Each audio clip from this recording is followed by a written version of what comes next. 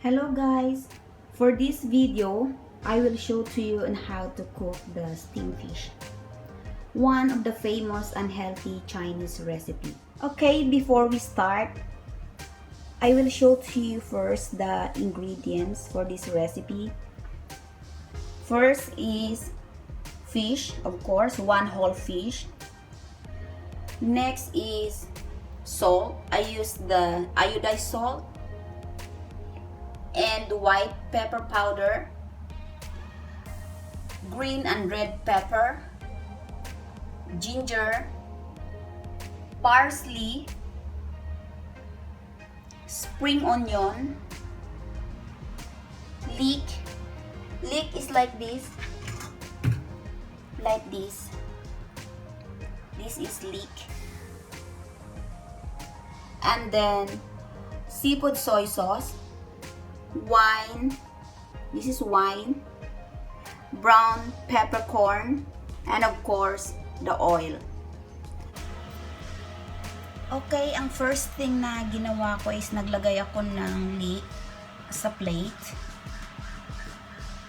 para pampatanggalan sa ng isda.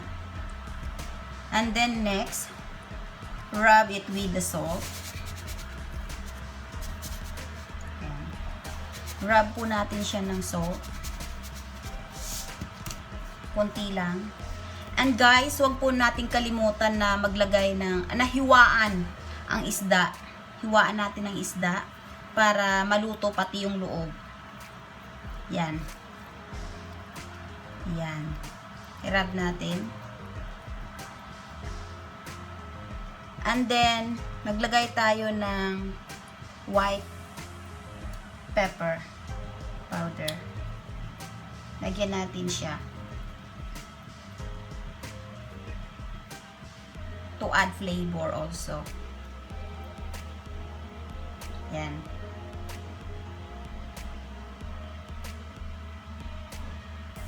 Medyo damihan natin. Yan. And then, ilagay natin sa taas ng leek. Yan.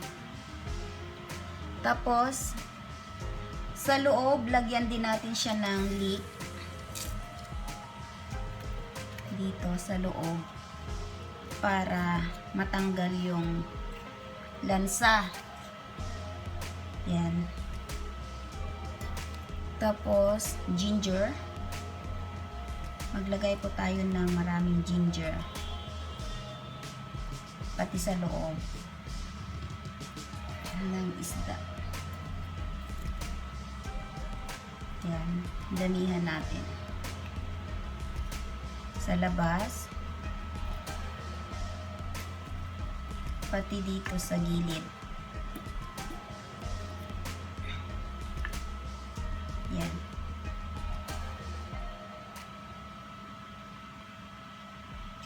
May kunting pa tayo, ilagay natin noon sa gilid din.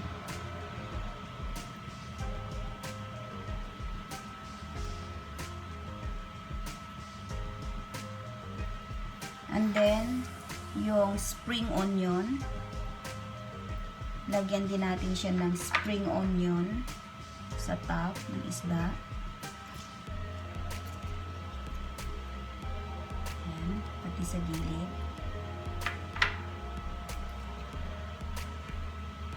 Yan. And then, lagyan natin siya ng wine.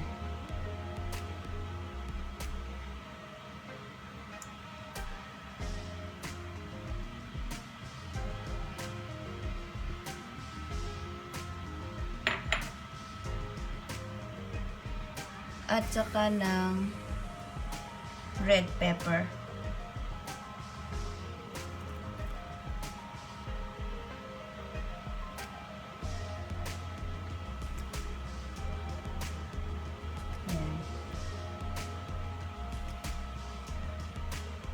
Para masarap. Isa rin ito sa nakakatanggal ng lansa ng isda. At saka magkaka-add siya ng flavor. Ganyan, ready to steam na guys. Ganyan lang ka-simple. And steam na natin guys. Next, maglalagay tayo ng tubig sa steamer. Ayan. Yes, enough na yung water.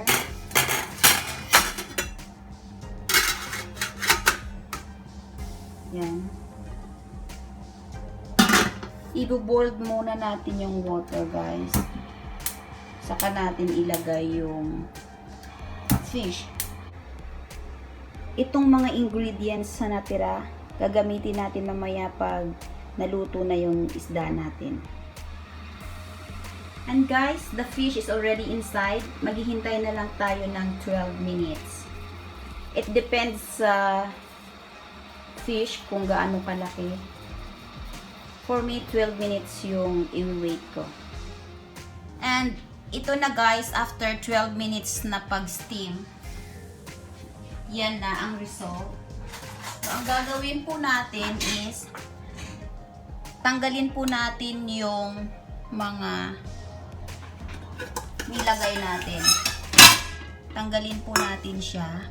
Yung mga nilagay natin, tanggalin. Ay.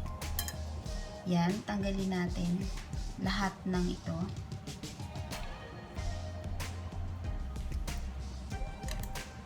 At siya nga pala guys, nagpalit ako ng plate kasi hindi pala kasya sa steamer ko yung pang ano, yung pahaba. Kaya nagpalit ako. After na natanggal lahat, after natin natanggal lahat itong mga nilagay ko kaninang ingredients, ililipat natin doon sa plate na ginamit ko kanina para maganda yung plating niya. Yan. Kailangang tanggalin mga to.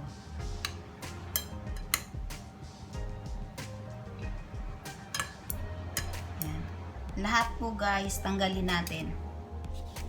And ito na guys, ilagay na natin yung mga ingredients na hindi natin nagamit kanina. First, itong spring onion. Damihan natin spring onion. And then, konting green and red pepper para maganda. And then, yung parsley. Lagyan natin ng parsley. And then, yung leek.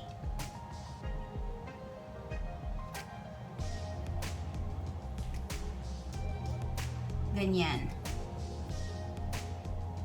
Tapos, i-add natin yung seafood soy sauce.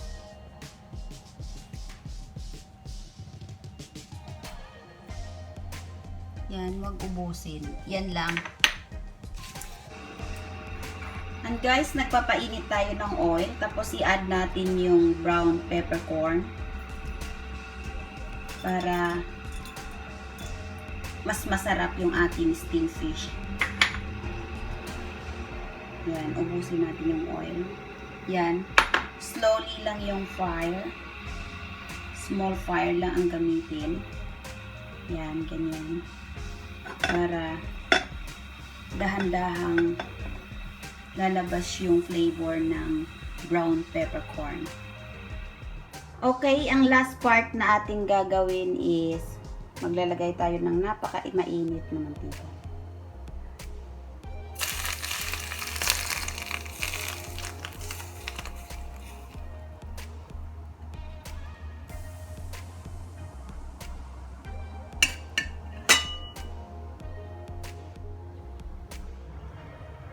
And this is our steamed fish guys. Yan, sarap niya na.